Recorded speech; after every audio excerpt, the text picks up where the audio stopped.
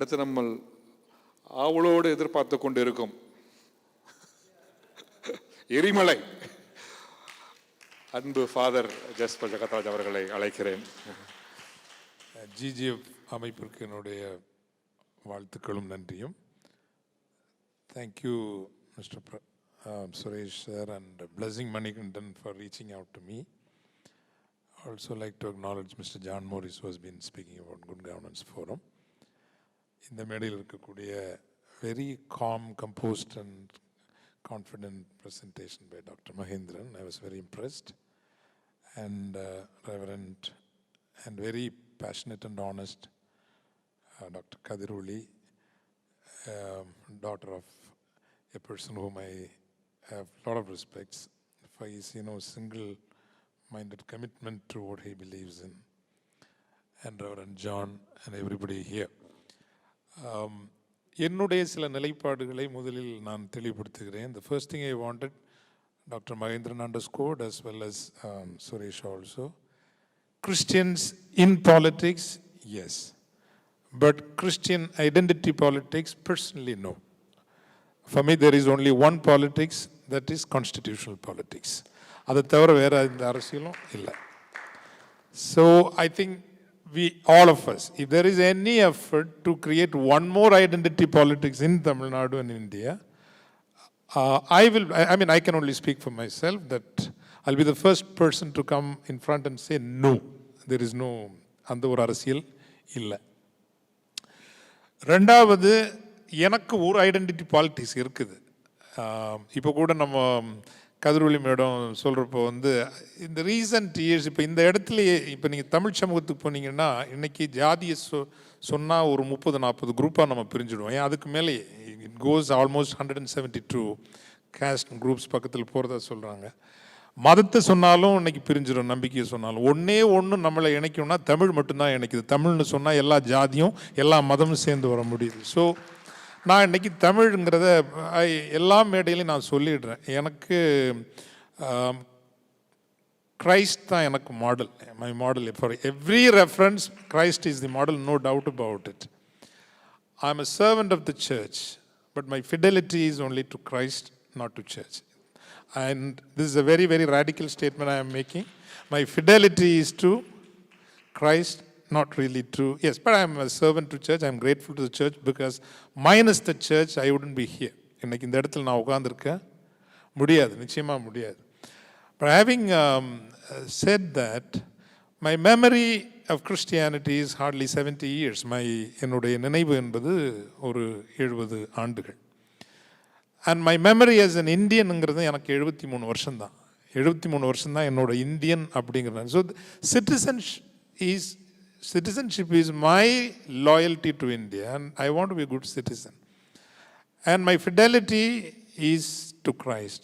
But என்னோட identity என்னன்னு கேட்டிங்கன்னா தமிழ் தான் என்னுடைய அடையாளம், தமிழ் என்பது தான் என்னுடைய அடையாளம். பிகாஸ் அந்த மெமரிங்கிறது 5000-7000 வருஷம் memory, and that memory is not a divisive memory. And I also would like to make an open statement, it is not an exclusivist like இன்னைக்கு கட்சி பேரெல்லாம் சொல்ல விரும்பல. தமிழ்னாலே நீங்கள் அதில் அந்த ஜாதின்னா வெளியே போ, இந்த ஜாதின்னா வெளியே போ, தூக்கி தூர போடணும். It is a more enlightened ஒரு தமிழ் ஐடியா ஐ ஹேவ். இப்போது அதான் கதிரொலி மேடம் சொல்கிறப்போ கூட எதிரிக்கும் அன்பு செய் அப்படின்னு சொல்லப்போ உடனே நமக்கு சிங்க் வருங்க. தமிழை 1000 வருஷத்தில் தேடக்கூடாது. நீங்கள் 1000 வருஷத்துக்கு முன்னாடி போகணும், வள்ளுவத்துக்கு போகணும், சங்கத்துக்கு போகணும். சங்கத்துக்கு முன்னாடி போனால் தான் நீங்கள் தமிழை கண்டுபிடிக்க முடியும். இந்த last 1000 இயர்ஸுங்கிறது so many corruptions have taken place within the Tamil journeyன்னு வச்சுங்களேன். இன்னா செய்தாரை ஒருத்தல் அவர் நாண நன்னயம் செய்து விடல். You see a sink there. ஆர் இப்போது பிரதிபலன் எதிர்பாராத ஒரு நற்செயல்னு சொன்னால அப்படி வரும், வள்ளுவத்தில் வரும். கைமாறு வேண்டா கடப்பாடு. சூரியன் என்ன காசு பெற்றுக்கொண்டா வீசுகிறது காற்று, வரி எதுவும் வாங்கி கொண்டா வாரி பொழிகிறது வானம், நம்மிடம் ஏதேனும் பணம் பெற்றுக்கொண்டா தினமும் வருகிறது சூரியன், இல்லையா? கைமாறு வேண்டா கடப்பாடு. So you see a lot of civilization link between your belief and my Tamil milieu and my civilization. So that is my foundation. And third, of course, Good Governance Forum, you'll have to, extremely great agenda, but it will take humongous effort for you to convince people like me. I mean, that I'll be very upfront there, because இந்த good governance வந்த அண்ணா ஹசாரே எப்படி பிஜேபியை வந்து கவர்மெண்ட்டில் உட்கார வச்சுட்டு காணாமல் போயிட்டாருங்கிறது எங்களுக்கு இன்னும் அந்த காட்சியெல்லாம் மறையலை. அல்லது கிரண் பேடியை நாங்கள் இன்னும் மறக்கலை. ஆர் வந்து இந்த 2Gன்னு ஒரு நோஷனல் நம்பரை போட்டு இந்த தமிழ்நாட்டில் எல்லாத்தையும் தாழ்ச்சி விட்டு கடைசியில் அமித்ஷாவோட மகனோட போய் உட்காந்துருக்காரு பாருங்க, வினோத் ராய்னு ஒருத்தர். So, it will take huge efforts for you to convince politically educated people like me. எப்படி நீங்கள் இதுவும் இன்னொரு ட்ராமா வருதா, இதுக்குள்ளே வேறு ஏதாவது அஜெண்டா இருக்குதா, இந்த கேள்வியெல்லாம் என்ன மாதிரி நிறைய பேருக்கு வராமல் நிச்சயமாக இருக்குது. I will, because engagement is also being very transparent and upfront, because that helps a healthy engagement. Now, that's why my priority today is, even this country, 73 years, I share the concerns and pain and anguish of Dr. Mahendran, the way the country has gone. But I'm glad he also mentioned about what's happening, the kind of polarization which never happened in the last 7 decades. That for me is the first challenge this country faces. So any effort to divert or dilute that enemy, இதில் வந்து don't shy அவே. இப்போ பச்சையாகவே பேசலாம், RSS எதிர்கொள்றதுல உங்களுக்கும் தயக்கம் இருக்க வேண்டிய தேவையில்லை. அதில் யாருக்கெல்லாம் தயக்கம் இருக்குதோ அவங்களெல்லாம் சந்தேகப்படுங்கன்னு சொல்கிறேன். If somebody is not courageous enough to face these forces of hate, because hate is cancer of the soul, hate is cancer of the spirit, and that is கரப்ஷனு கூட ஒரு தடவை நான் 2 தடவை நீங்கள், ஏன்னா ஐ ஹவ் சீன், இப்போ you all of you know that I was close to Madam Kanimozhi, and therefore it was more a literary social friendship. In fact, it was a friendship somehow to see whether something could be done for Sri Lankan Tamils. அந்த ஒன்று தானே தவிர, otherwise I was not party to any of these things. என்னோட interest வந்து ஒரு MP ஆயிருக்குன்னா நான் 2009 ஆயிருப்பேன். அப்போ அரசியலுக்கு வந்து ஏதாவது ஒரு பெரிய இடத்துக்கு போகணுன்னா நான் 2009, இட் இஸ் தமிழ் சொசைட்டி, அதுக்கான கமிட்மெண்ட்டுங்க தான் என்னோட ட்ராவலாக இருந்திருக்குது. பட் அப்போ வந்து எனக்கு தெரியும், கடைசியாக அந்த கவர்மெண்ட் போன நேரம் 8% கமிஷன், டாக்டர் கொஞ்சம் தப்பாக சொல்கிறாரு 30%, இப்போ 45% டாக்டர். பிடபிள்யூடியில் வந்து இப்போ 45% இப்போது நடக்குது. So things have gone very very very bad. Definitely there needs to be a correction, but இந்த கரெக்ஷனை இன்னொரு நல்ல கவர்மெண்ட் வந்தால் பண்ணிடலாம், ஒரு 10 வருஷத்துலேயோ 5 வருஷத்துலேயோ பண்ணிடலாம். But what's happening to this country, the permeation of hate, the permeation of not only hate, takeover of the government institutions and instrumentalities, be it judiciary, be it the intelligence agencies, be it all the foreign affairs establishment, by the fascist forces, it will take a millennia to change it. I tell you, it will take a millennia to change it. Sometimes, if you are lucky, it may take 100 years. If you are unlucky, it will take 1,000 years to change. So for me, that is number one enemy. Never feel shy about it. ஐயோ இதை நம்ம சொன்னால் Christian நினைப்பாங்களோ, கிறிஸ்டியன்னால நீங்கள் இப்படி பேசுகிறாங்கன்னு நினைப்பாங்க. No, no, no, no, no. Talk as a human being, because you have to face that enemy, confront that enemy, resist that enemy and defeat that enemy. அது வரைக்கும் ஓயாத ஒரு பயணம்ங்கிறது.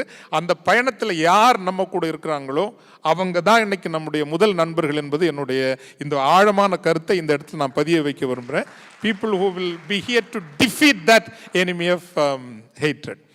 மற்றபடி ரெண்டாவது என்னோட ப்ரையாரிட்டி வந்து, even when you talk about if I have to pick up somebody to support, நான் ரெண்டாவது tyranny of the New Delhi today. நாங்கள் அவுரங்கசீப்பை பார்த்துருக்குறோம், மௌரியர்கள் ஆட்சியை பார்த்துருக்குறோம், வந்த அத்தனை விஜயநகர பேரரசு ஆட்சியெல்லாம் நாங்கள் பார்த்துருக்குறோம். ஆனால் இதெல்லாம் சேர்த்து போட்டு இருக்க ஒரு டிரன்னி வந்து இன்னைக்கு New Delhi tyranny. Who the hell are you to come and tell me, நான் என்ன மொழியில் படிக்கணும், என்ன படிக்கணும், என் பாட புத்தகம் எப்படி இருக்கணும்னு சொல்கிறதுக்கு நீங்கள் யார்? டெல்லியிலேருந்து சொல்கிறதுக்கு நீங்கள் யார்? Who are you? நாங்கள் வந்து நீங்கள் எல்லாம் பார்க்குறதுக்கு முன்னாடியே பேரரசு படைத்த ஒரு நிலம், இந்த நிலம் உலகம் முழுசும் போனவங்க. we know we are the people who created civilization. You don't need to tell us from New Delhi இங்கே என்ன பள்ளிக்கூடம் நடத்தணும், எப்படி நடத்தணும், எங்களுக்கு நீட் வேணுமா வேணாமா, இங்கே இந்த நிலத்தை எப்படி பராமரிக்கணும் எங்களுக்கு தெரியும். நீங்கள் ஒன்றும் டெல்லியில் இருந்து சொல்ல வேண்டிய அவசியம் கிடையாது. So somebody, we need a force who will pick up the courage to say Tamils are a cultural nation today. We want India. We want India. We don't want dissolution of India. We don't want disintegration of India. ஆனால் நான் சொல்றது நீங்க நிறுத்திக்கிங்க. Defend the borders, manage the macro economy, manage the foreign affairs in consultation with local governments as long as they are relevant. நீங்க அதை தவிர வேற ஒன்றுக்கும் வராதிங்க. இந்த ஊரில் மீத்தேன் என்ன பண்ணுங்கிறது எங்களுக்கு தெரியும். எங்கள் ஊர் மலையை நாங்கள் எப்படி பாதுகாக்கணுங்கிறது எங்களுக்கு தெரியும். எங்கள் பள்ளிக்கூடத்தில் என்ன பாடம் சொல்லி கொடுக்கணுங்கிறது எங்களுக்கு தெரியும். இன்றைக்கும் நீங்கள் எல்லாத்துலேயும் பாருங்களேன். இப்போ இந்த ஃபெடரலிசம்ங்கிறது India is a union of states. இது ஒன்றும் ஒற்றை ஆட்சி இல்லை. It's not a unitary government. இதெல்லாம் தான் கிறிஸ்டியன்ஸ் பேசணுங்கிறேன். இதை பற்றியெல்லாம் நம்ம சர்ச்சில் சொன்னால் யாருக்கும் புரியாது. அதனால தான் என்னையும் ரொம்ப பேருக்கு புரியாதுங்க பிகாஸ் நம்ம முதல்ல நான் உங்கள்கிட்ட எல்லாம் கேட்டுக்கிறேன். PCR சுரேஷ் சார் இந்த தமிழ் கதிரொலி மருத்துவமன் நீங்கள் you can be a great speaker. தமிழை மணிப்பிரவாளத்திலிருந்து நம்ம தமிழுக்கு நம்ம சேரணும். அதுக்கு there has to be a movement within the, particularly within the Protestant churches. How do you really mainstream the language we speak? The language, the section of the Christians speak, ordinary people don't understand. That's by the way. So therefore, இன்னைக்கு நம்ம பேச வேண்டியது என்பது நம்ம பேச வேண்டியது இந்த நமக்கான உரிமை இன்னொன்று இருக்கு இல்லைங்களா. இந்த ஃபெடரல் அண்ணா யூனிவர்சிட்டி நம்ம கட்டினது தானே. இப்போ ஜிஎஸ்டியை பற்றி எடுத்து பாருங்க. ஆடிட்டர் சார் இருக்காங்க. இவங்க ஐயோ ஃபாதர் பேசாதீங்க, சத்தம் போட்டு பேசாதீங்க, உங்களுக்கு ஐடி ரைட் ஏதாவது போட்டுருவாங்க. போடட்டுமே, வரட்டும், ஐடி வரட்டும், சிபிஐ வரட்டும். பார்க்காத சிபிஐயா, பார்க்காத ஐடியா, எல்லாம் பார்த்துக்கலாம், இன்னும் பார்த்துக்கலாம், நிறைய பார்த்துக்கலாம். But what I am saying is, இந்த ஊர்லேருந்து 74,000 கோடி போன வருஷம் நம்ம கொடுத்தோம் ஜிஎஸ்டியா, ரைட்டுங்களா. யூபி எவ்வளோ கொடுத்தது? 65,000 கோடி கொடுத்தது. 63 65 தெரியல. அவங்க 15% பார்லிமெண்ட்டில் வச்சுருக்கிறாங்க, நமக்கு 7% தான் இருக்குது. 3 மடங்கு மக்கள் தொகை வச்சுருக்கிறாங்க. ஆனால் அவங்க சென்ட்ரல் பூல்லேருந்து வாங்கிக்கிறது நம்மளோட 30,000 கோடி அதிகமாக வாங்கிக்கிறாங்க. நம்ம எவ்வளோ கொடுக்குறோமோ அதுலேருந்து 30,000 கோடி குறைச்சி தான் நம்ம கொடுக்குறாங்க. How is it? ஸோ ஃபெடரலிசத்தை இன்னைக்கு பேசுகிறவங்க, Tamils are a cultural nation and நீங்கள் reclaim the federal structure for India. இந்த மாநில உரிமைகளுக்காக, தமிழ் உரிமைகளுக்காக எந்த கட்சி முதல் குரலை தருகிறதோ அந்த கட்சிக்கு தான் என்னுடைய ஆதரவு இன்று இருக்கும். இரண்டாவது, ஒரு சமூக அளவில் நீண்ட போர் என்பது பகை, வெறுப்பு, வன்மம் என்பது ஆன்மாவினுடைய புற்றுநோய். And never feel shy. அதுக்காக அச்சப்படவே வேண்டாம். அவங்க என்ன பண்ணிட முடியும்? உடலை கொன்று ஆன்மாவை அழிக்க முடியாதவர்களை கண்டு நீங்கள் அஞ்ச வேண்டாம் என்று உங்களுக்கு சொல்லித்தரப்பட்டிருக்கிறது அல்லவா. எனவே இவர்களை கண்டு அஞ்சாதீர்கள். Just face them, confront them until they are defeated. நீங்க rest not. அவர்கள் தோற்கடிக்கப்படுகின்ற வரை அனைத்து முயற்சிகளையும் எடுங்கள்.